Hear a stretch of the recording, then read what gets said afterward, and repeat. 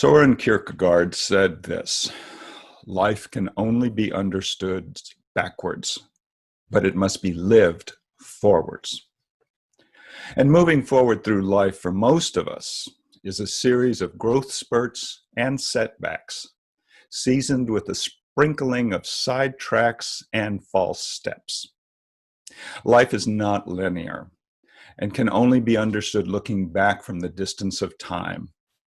But when you reflect on what has happened to you, perhaps you see transitions, going from one phase to another, going from one love to another, from living at one place to another. And upon reflection, perhaps a transition in your life was begun when you experienced some transformative event, some experience, perhaps even when you felt a mystical experience, when clarity briefly embraced your whole self. You know a thin spot when you encounter one. It feels strange and maybe even creepy. There are no words to describe what happens to you. A thin spot is where and when a bit of the infinite is revealed to us. Beyond what you know is the mystery, and that's mystery with a capital M. And the mystery is occasionally revered to us, but not because we pursue it. Mystery is only revealed to us when we are able to receive a portion of it, not when we want it to come to us.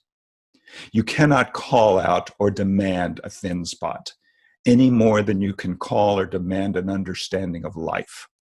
Life's meaning and thin spots are only revealed to us when and where we are able to receive them. Shunryu Suzuki was the great Buddhist Soto Zen monk and teacher who popularized Zen Buddhism in the United States. He founded the first Zen Buddhist monastery outside of Asia. He might have said the following about striving to achieve a desired goal. Enlightenment is an accident. Meditation makes you accident prone.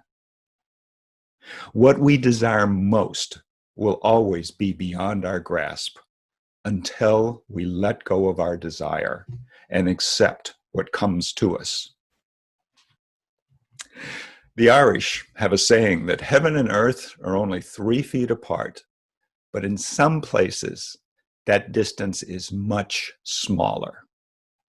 It's the same whether you call it heaven or mystery or knowledge or the infinite. There's a separation between you and what lies beyond, a separation between you and what your 5 senses can experience. So have you ever experienced a thin spot?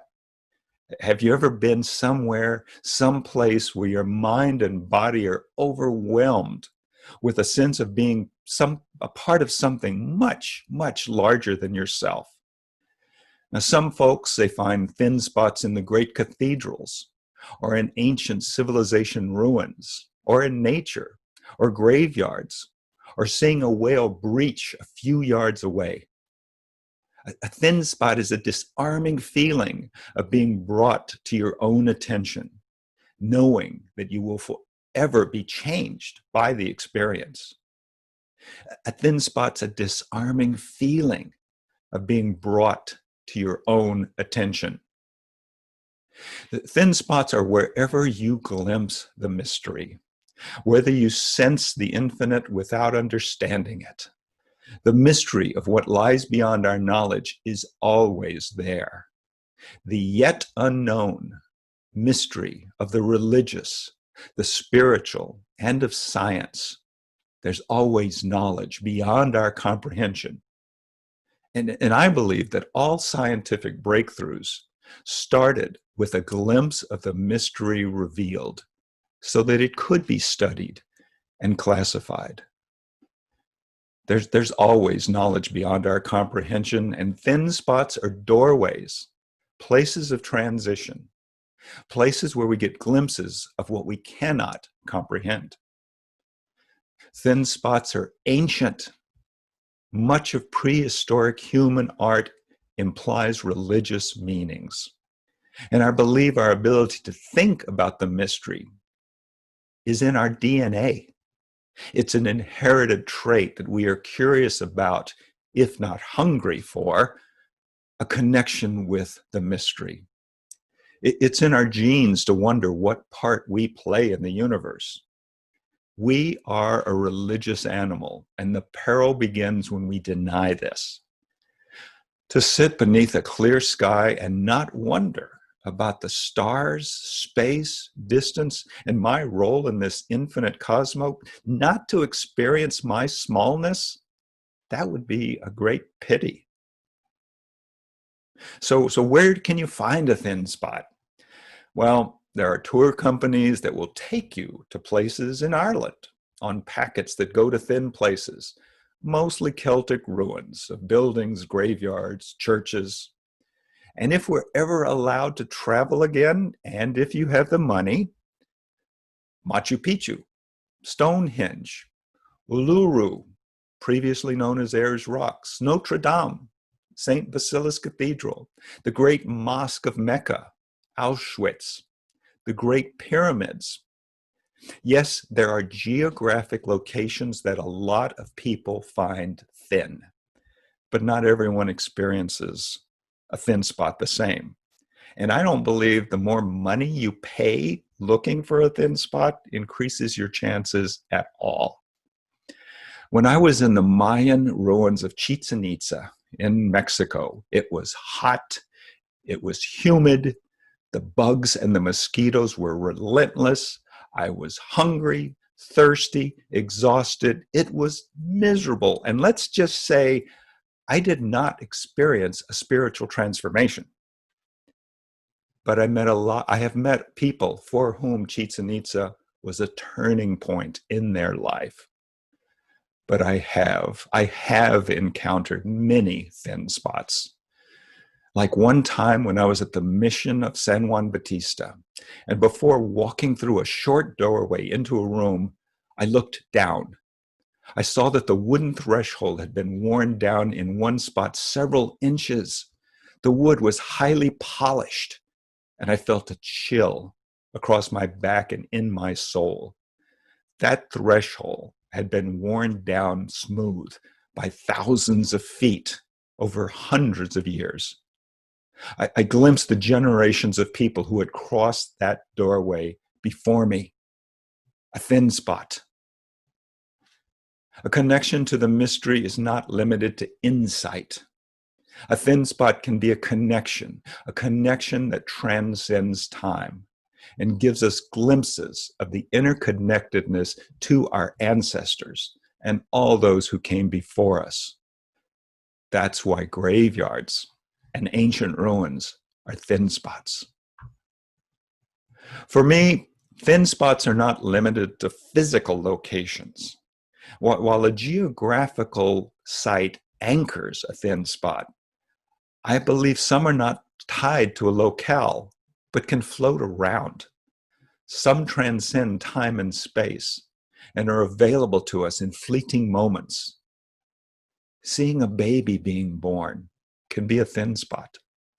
So can holding the hand of someone when they die. A thin spot can be when a piece of music touches your soul and no words can capture that. Or that special moment in nature when you feel like you're part of something. And maybe these are better called thin moments.